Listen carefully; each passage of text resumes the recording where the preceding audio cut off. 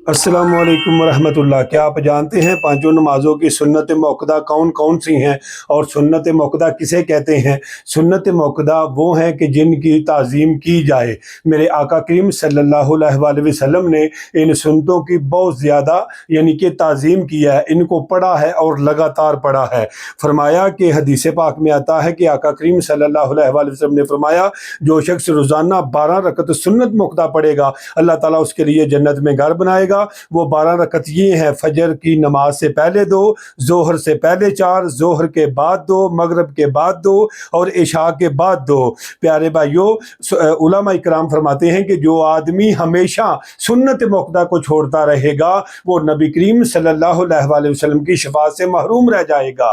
अल्लाह करीम मुझे और आपको अमल की तौफीक अता फरमाए। अगर आपको हमारी वीडियो पसंद आई है, इसको लाइक करें, शेयर करें और चैनल AB यूट्यूब अब्दुल वाहिद को सब्सक्राइब करना मत भूलिएगा। अस्सलामु अलैकुम वरहमतुल्लाह।